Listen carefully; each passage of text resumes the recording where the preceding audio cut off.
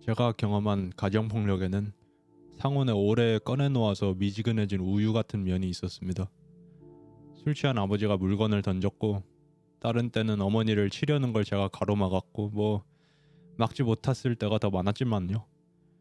저와 여동생에게 직접 한 거야 말하지 않아도 짐작하시겠죠. 저도 그렇고 사회에서 이런 이야기의 결말 대부분은 우리가 뉴스 기사나 기타 창작물에서 주로 접하는 것과 다릅니다. 이혼이나 친부 살해, 자식 살해로 끝나지 않을 때가 많아요. 대부분은 그저 어느 날 눈을 떠보면 사과 없이 달라져 있을 뿐입니다. 2020년 발매된 우유봉투 안에 우유봉투 안에 우유와 2021년 발매된 우유봉투 밖에 우유봉투 밖에 우유는 러시아의 단편 시청각 소설입니다. 시청각 소설 또는 비주얼 노벨은 이미지와 음악, 음향이 추가된 소설로 볼만한 매체 형식입니다. 몇몇 시청각 소설은 선택지 제시를 통해 갈라지는 비선형 전개로 게임성을 지닙니다. 작은 규모지만 우유봉투 2부작도 해당합니다. 본 영상 에세이는 두 작품을 이루는 마디를 일일이 짚어보기보다는 주목할 만한 부분들만 확대해 볼 겁니다. 그럼 우선 1부 우유봉투 안을 먼저 들여다보죠. 심각한 정신질환을 가진 소녀가 무사히 가게에서 우유 한 팩을 사오도록 도와준다는 줄거리를 따라갑니다. 이처럼 짧게 요약되는 줄거리를 지녔지만 우유봉투 안은 시청각 소설이자 간략한 인디게임으로서 매체성을 최대한 활용해 성공한 실험입니다. 작품은 게임에서 플레이어의 자유를 확장하는 대신 반대로 제한함으로써 얻을 수 있는 효과를 잘 보여줍니다. 이는 결국 정신질환자를 연민의 시선으로 바라본다는 목적을 강화합니다.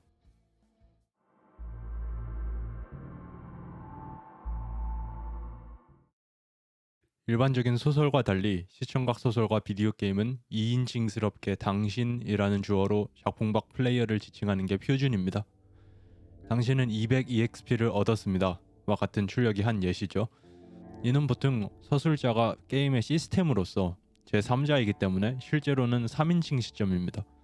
반면 우유봉투 안은 이러한 3인칭이 아니라 대화체 소설처럼 소녀의 1인칭 주인공 시점입니다. 소녀는 작품의 플레이어를 당신이라고 부르며 말을 겁니다. 그러나 플레이어가 역할을 맡은 인물은 소녀 옆에서 나란히 걸으며 대화하는 자가 아니라는 점이 분명해집니다. 플레이어는 소녀의 머릿속에 있지만 그녀와는 타인처럼 구분된 상상 속 동료입니다. 작중에서 소녀는 생각을 정리하기 위해 이와 같은 시청각 소설의 형식을 빌리고 등장인물로서 연기한다고 말합니다.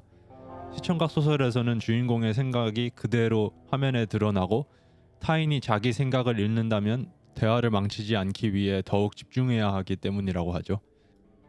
소녀가 이렇게 긴장했던 이유는 가게에 도착해 다른 이용자, 계산원과 상호작용하는 장면에서부터 드러납니다.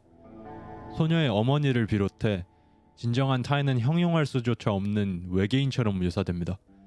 심각한 정신질환이 사소한 일상조차 얼마나 낯설게 만드는지를 보여주며 소녀에게 연민을 느끼게 만드는 장치 중 하나입니다. 아버지가 달라지기 전 그게 한창이었을 때 저는 아버지를 증오했어요. 대외적으로는 존경받는 위치에 있는 아버지, 안과 밖의 모습이 다른 아버지. 아버지는 제게 인간의 모순에 대해 누구보다도 뛰어나게 가르쳐 주신 교사입니다. 저는 아버지가 어떻게 그렇게까지 대비되는 양면성을 유지하고 사는지 파악하기 어려웠습니다. 마치 다른 종족처럼요. 더는 문제 없다는 듯 주말마다 가족 곁으로 돌아가는 여동생에 대해서도 가끔 그렇게 느낍니다. 제가 어머니에게 어째서 이혼하지 않는지 물어본 적이 있었죠. 아버지는 언제나 가족을 사랑하기 때문에 화를 낸다고 합니다. 그리고 자식들을 키우려면 맞벌이를 해야 한답니다. 그렇고 그런 반복하는 이야기죠. 제가 고2 넘었을 적부터였을까요? 아버지는 더 이상 그런 행동을 하지 않게 됐습니다. 사랑과 알코올, 어떤 명분을 붙이든 잘못된 행동이라는 걸 깨달으신 걸까요? 어쩌면 제가 신체적으로 대항할 만큼 성장했기 때문에 그만두신 건 아닐지 생각했습니다. 아버지가 저를 사랑한다는 사실이 변함없다면, 아버지가 사랑하는 방식이 변함없다면, 혹시 다른 감정이 개입하여 억제한 게 아닐까요?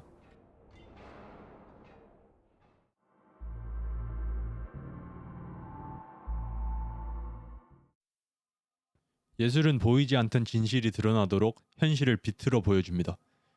작중 소녀와 이야기하는 것처럼 창작된 캐릭터와의 쌍방향 대화는 사실 우리의 환상에 불과하죠. 플레이어는 제작자가 설계한 구조를 따라서만 작품을 감상합니다. 하지만 이는 항상 단점이 아닙니다. 우유봉투 안은 매체의 수동적인 작동 방식 자체를 작품의 주제와 연결짓습니다.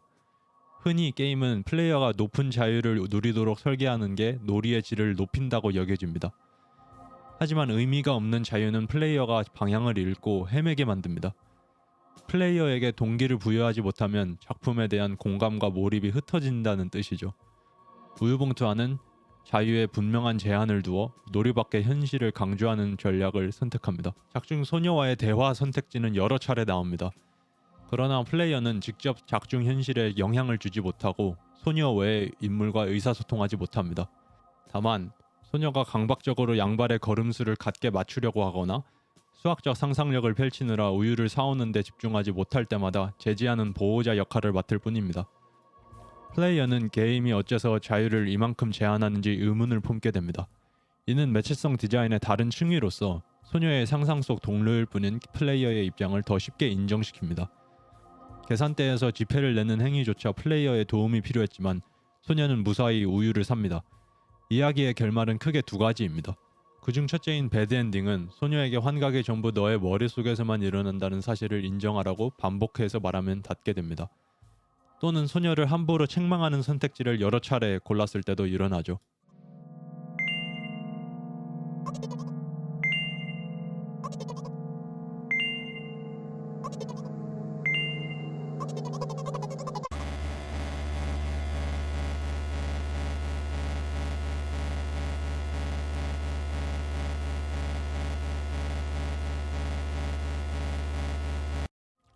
정황상 플레이어는 처방약의 효과로 나타나는 것이며 배드엔딩에서 소녀는 이번 상상 속 동료를 소멸시킨다고 볼만합니다.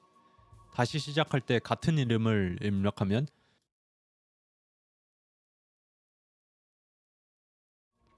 플레이어는 유일하게 소녀와 대화를 나누고 행동에 영향을 주는 역할이지만 동시에 소녀의 변덕만으로 사라지고 대체되는 망상인 거죠.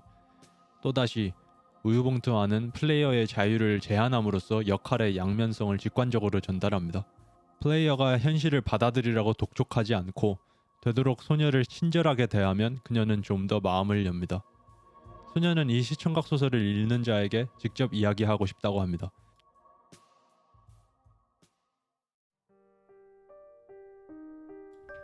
제 기억은 아버지의 그 행동들을 중심으로 뒤틀린 듯합니다. 아니면 그저 시간이 흘렀기 때문일 수도 있겠습니다. 이럴 때 무의식의 억압은 더럽게 강력하다는 생각이 듭니다. 자발적으로 심리 상담을 받을 기회가 여러 차례 있었습니다. 다양한 검사와 질문을 받았는데 그중 부모 관계에 대한 것도 있었죠. 어째서인지 저는 무난함에 체크했습니다. 언제는 옆에 있는 부엌칼로 아버지를 찌르고 자살할까 생각도 했고 알아서 해결됐다고 볼 수도 없는데요. 꺼내놓은 감정은 온도가 변해갑니다.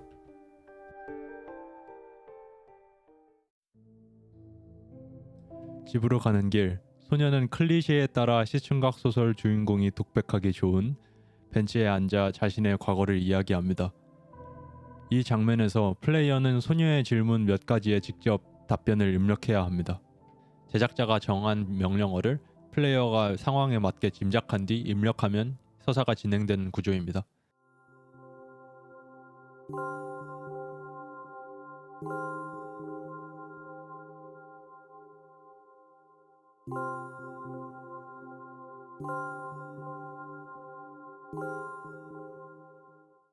플레이어가 이 질문에 무엇이 보인다고 대답하든 소녀는 저 끊어진 파편들이 자신의 아버지라고 말합니다.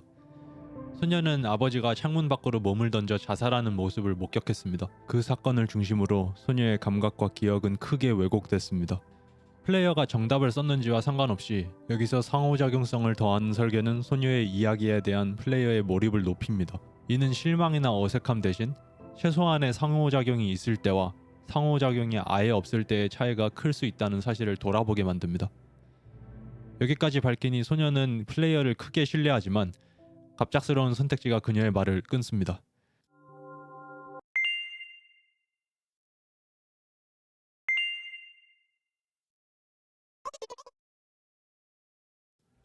플레이어의 역할은 소녀의 잠재의식에 속합니다.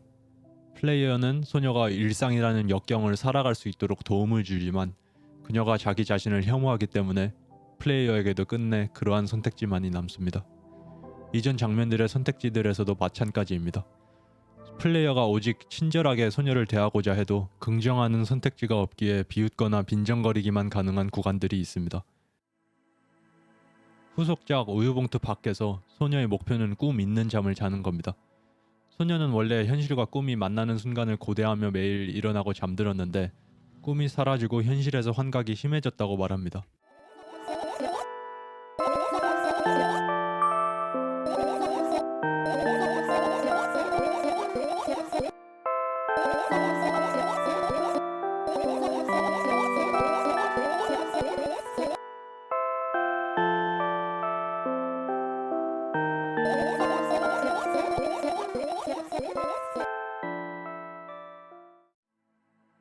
현재 소녀는 종이 문자를 구분하기도 어려워하고 인터넷상에서 따돌림을 당한 이후로 노트북 컴퓨터를 열어보기도 두려워합니다. 그러니 꿈은 현실로부터의 유일한 안식처입니다. 하지만 소녀는 꿈조차 박탈당한 상태입니다. 이는 처방받은 수면제를 먹지 않고 버린 이유 중 하나입니다. 수면제를 버린 소녀는 플레이어를 불러내어 생각을 정리해야 한다는 명분을 대고 꿈없는 잠을 최대한 미루고자 합니다. 이랬던 소녀는 플레이어의 도움으로 생각을 정리한 뒤 잠들고 플레이어가 어떤 선택을 했던지 상관없이 꿈을 꿉니다. 플레이어의 선택들로 달라지는 건 악몽의 내용뿐입니다. 악몽은 몇 가지 분기에 따라 5가지로 나뉘며 모두 소녀의 과거와 자기 혐오를 다른 각도에서 조명합니다. 결국 잠에서 깬 소녀는 눈물을 흘리고 하늘의 검은 오를 올려다보는 게 2부의 결말입니다. 비록 악몽이지만 이를 꿈이 돌아왔다는 기쁨과 충격의 눈물로 볼 수 있을까요?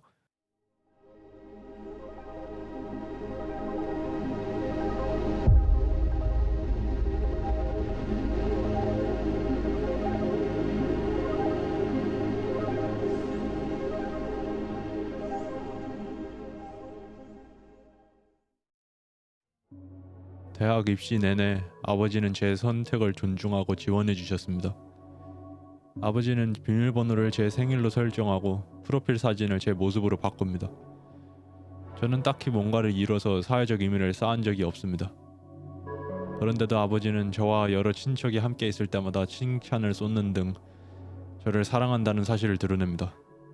아버지가 언제나 저를 사랑했다면 결국 그런 행동을 통해 바꾸고자 하는 건 저겠죠?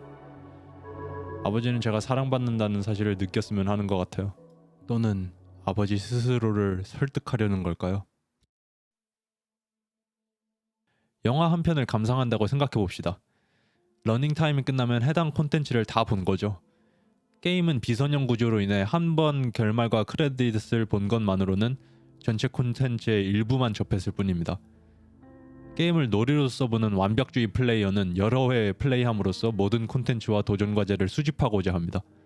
시청각 소설에서 이는 모든 대사와 장면을 감상하겠다는 목표죠. 그런데 우유봉투 밖에서 소녀는 플레이어의 선택과 관계없이 불안을 벗어날 수가 없습니다. 오히려 소녀는 플레이어가 과거를 캐물을수록 더 고통스러워하죠. 이 구조가 시사하는 바는 명확해집니다. 작품 밖 플레이어는 소녀를 구원할 수 없습니다. 이 게임에서 정신질환은 서사의 갈등 해소를 위해 또는 플레이어의 만족감을 위해 부수어지는 장애물이 아닙니다. 내면의 목소리와 대화하는 게 안정에 도움이 될 때는 있지만 치료가 될 수는 없습니다. 소녀의 목소리는 매번 자기 혐오로 돌아오고 맙니다. 우유봉투 밖은 놀이로부터 고개를 돌려 진실 어린 대화는 물론 어떤 수단으로도 벗어날 수 없는 현실의 곤혹을 드러냅니다. 물론 이처럼 게임을 놀이로서 플레이할 때와 서사로서 플레이할 때 나타나는 괴리를 고려한 작품은 우유봉투 밖만이 아닙니다. 영향을 주었을 설레야 다양하죠. 질문 자체는 여러 게임이 앞서 던졌고 이를 작품의 핵심 갈래로 다루며 플레이어가 둘 중 하나를 선택할 수 있게 만든 사례도 있습니다. 우유봉투 밖이 다른 점은 어디 있을까요? 저는 소녀라는 개인에 집중하는 초점이라고 봅니다. 작중 생각함으로써 현존하는 주체는 소녀뿐입니다. 소녀가 직접 말하듯 세계는 그녀를 증오하기 위해 존재하는 공간으로 제시됩니다. 소녀 본인이 그렇게 믿기 때문이죠. 소녀는 감상자가 믿을 수 없는 화자이지만 모든 게 소녀의 정신을 통해 나타나기 때문에 역설적으로 대체할 수 없는 화자가 됩니다. 플레이어는 그 머릿속에서 누구보다 소녀에게 밀접하지만 구원은 없다는 사실을 인지한 뒤 돌이켜보면 거리를 두게 됩니다. 작품은 그럼으로써 곤혹 속에서 혼자인 개인을 밀접하지만 차분하게, 냉정하지만 따뜻하게 들여다봅니다. In the case of Milk One, I had the idea of doing a kind of anti-visual novel. I was taking part in a game jam at the time and wanted to do something different from the others.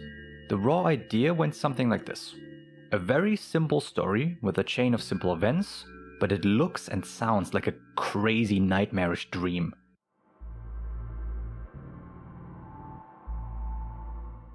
With my other games, I worked both completely in solo mode and buying assets for the game without involving the person deeply enough in the development. This time I decided to involve an artist, Ghost Funeral, and a second writer, Mahu Maiden, in the development so that we could be considered a team. The whole process was no different from what I was used to, except that now I had people with very similar views and tastes as assistants. 그런 이유로 두 작품 사이에는 시청각적으로도 분명한 차이가 있습니다. 그저 우유봉투 아니 우유봉투 밖보다 열등하다고는 보지 않습니다. 일부의 세계는 우리의 시청각이 받아들이는 현실 윤곽에 기반하지만 그 틀 안에서 초현실주의를 적용합니다. 작중 세계는 소녀의 뒤틀린 감각을 통해 붉은색, 분홍색과 검정 픽셀들만으로 보이며 음산한 드론 음악이 깔린 세계입니다. 가게 선반의 식료품, 신호등, 주유소 등은 간신히 윤곽만 파악할 수 있을 만큼 진뭉개어져 보입니다. 겉보기에는 그녀에게 적대적인 외계 행성에 가까운 듯하지만 세계는 그녀의 공포심 이전에 강력한 자기 혐오가 투영된 곳입니다. 벤치 장면에서 소녀는 가게에서 만난 괴물들이 두렵지 않았다고 하며 실은 그들이 소녀 자신을 두려워할지도 모른다고 말합니다. 앞서 소녀의 잠재의식이 부정적으로 자신을 대하는 선택지들과 함께 봤을 때 이 세계의 근간은 소녀의 자기 혐오라는 해석에 닿습니다. As often happens with my games, the first things that came out were the sketches of the visuals and music. The game's palette came about entirely by accident, as I went through what I thought were the most unpleasant colors to the eye. And when I sat down to write the script, I didn't have to think long about what kind of character would fit organically into what I had come up with. 두 게임의 시청각 디자인을 비교할 때 가장 인상이 달라진 건 주인공 소녀입니다. 우유봉투 안에서 주인공 소녀의 모습은 단 한 프레임에서만 묘사됩니다. 그것마저 양 눈에 대한 익스트림 클로즈업 샷이죠. 1인 개발과 짧은 제작 기간으로 인한 묘사의 한계이기도 하겠지만 내면으로 침잠하는 폐쇄성으로 대표되는 작품의 분위기를 잘 드러내는 특징입니다. 플레이어는 소녀의 정신에 속해 있고 소녀는 자신의 모습을 온전히 보지 못합니다. 유일하게 소녀의 모습이 드러날 때는 도움이 되지 않는 플레이어를 마주하여 소멸시킬 때, 진정한 타인인 어머니와 마주할 때뿐입니다. 2부에서는 소녀의 전신이 등장합니다. 물론 작품 특유의 디자인이지만 러시아 제작자의 캐릭터가 일본 만화 애니메이션의 데프로메된 스타일에 기초했다는 게 의외일 수도 있습니다. 사실 시청각 소설이라는 매체의 원천지가 일본의 게임 문화라는 점을 고려했을 때 그리 동떨어지지 않은 관계입니다. 예외도 많지만 일본 만화 애니메이션에서 중심 기법은 직관적 이상화입니다. 소녀의 경우 어떻게 적용됐는지 짚어보죠. 우선 과장되게 크고 둥근 눈이 보이죠. 이는 감정 전달이 쉽게 만들고 인간뿐 아니라 포유류 전체에서 공감과 보호욕을 이끌어내는 대표 요소입니다. 그에 반해 작고 단순화된 코와 입은 눈의 효과를 강조합니다. 소녀의 디자인은 공감이 중요한 주인공으로서 앞서 얘기한 스타일의 장점이 돋보입니다. 그리고 세계가 붉게 물들어 보인다는 설정을 강렬하게 적용한 새빨간 홍채, 머릿속의 소음으로 인해 한치도 쉴 새 없는 처지를 보여주는 창백한 얼굴이 눈에 띕니다. 안쓰러운 인물인 동시에 일상이 역경이라고 해도 한 뼘씩 더 나아가는 모습이 대견하기도 한 입체적인 면모를 잘 드러낸다고 봅니다. 이 캐릭터 디자인에 서사에서 제시되는 내면에 어긋나거나 불필요하게 튀는 요소는 없습니다. 그렇지만 배경과의 대비가 튈 때도 있습니다. 반대로 이 대비가 소녀와 대화할 때 그 모습에 집중하게 만드는 효과를 일으키므로 좋다고 볼 수도 있죠. 소녀만의 편안한 공간에 가장 가까운 방에서 플레이어와 이야기를 나누므로 그 모습이 여과없이 드러난다는 해석도 가능합니다. 물론 2부작을 대표하는 얼굴이 될 캐릭터가 필요하다는 순기능이 가장 크겠습니다. 저는 우유봉투 안이 제한된 시간과 인력을 창의적으로 극복한 시청각 디자인의 예시로서 더 명징하다고 봅니다. 인력이 늘어난 우유봉투 밖은 물론 더 갈그닦은 티가 나며 더 다양한 음악적 시도 또한 나타납니다. 동시에 한계를 기발하게 극복했다기보다는 무난해졌다고 볼 만도 합니다.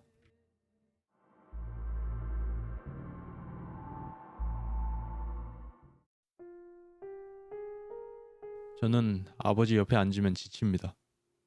과거 행동을 반성하는지 사과할 수 있는지 사과했는데 제가 잊어버린 건지 묻고 싶어요. 그런데 제 입술은 움직이지 않습니다. 눈앞에 대사 선택지들이 떠오르는 걸 상상해봐요. 무엇을 선택하든 결말은 달라지지 않습니다. 다만 그 과정에서 서로를 다르게 이해할 수 있겠죠. 그게 결말을 다르게 만드는 겁니까? 과연. 하지만 지금은 준비가 되지 않았습니다. 저는 몸을 돌려 등만 보입니다. 방의 모서리를 바라봅니다. 한 삶에서 변치 않는 과정은 있습니다. 그건 보통 미지근하며 천천히 변색해갑니다. 지금 제가 아버지에게 느끼는 감정은 뭘까요? 한때는 증오였고 한때는 애증이었습니다. 이제는 피곤함인 것 같습니다. 그것도 감정일까요?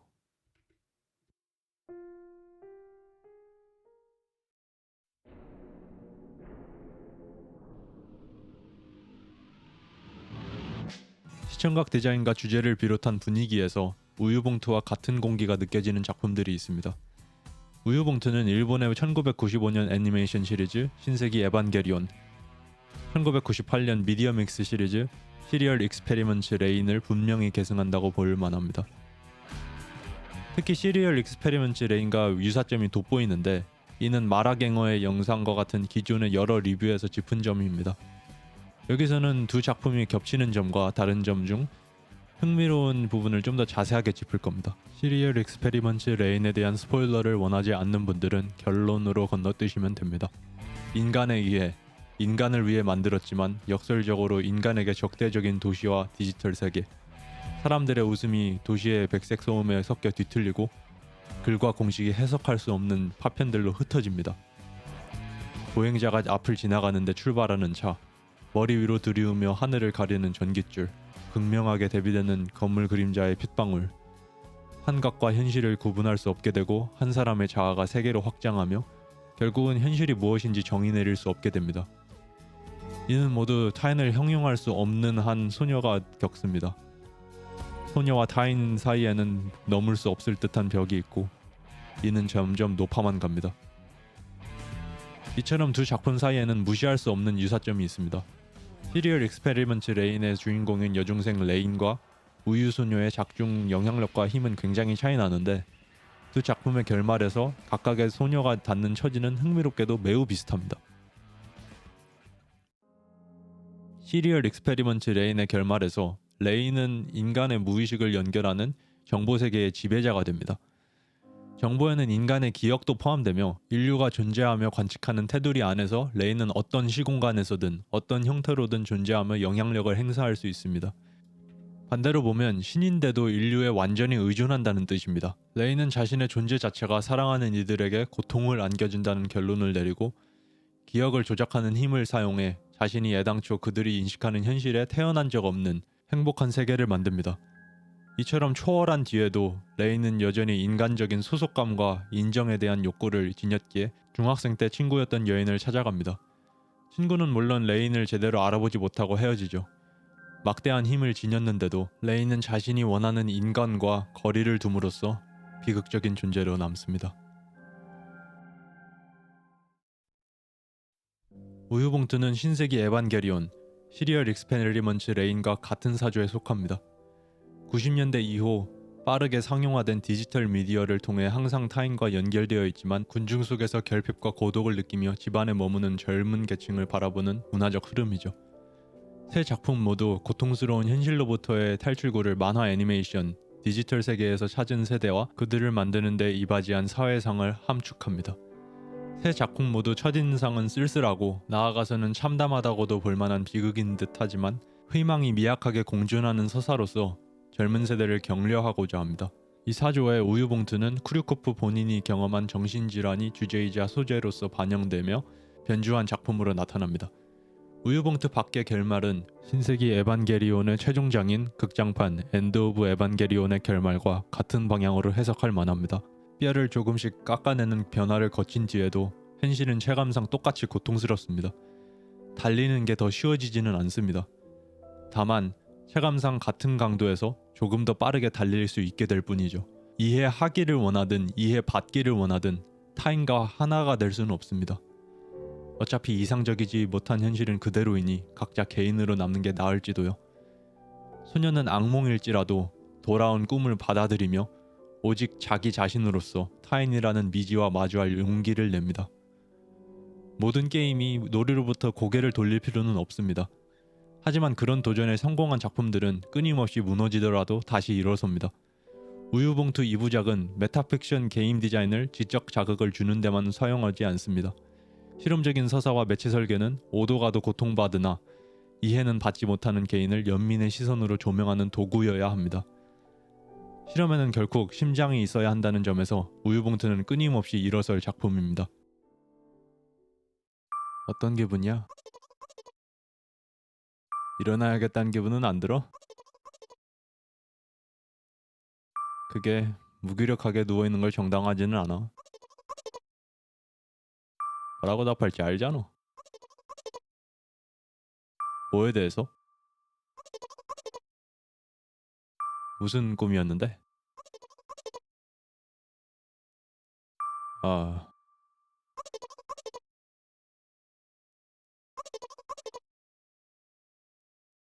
나갈 때 인사드리는 거 잊지 마. 제발 그럴 수 있기를.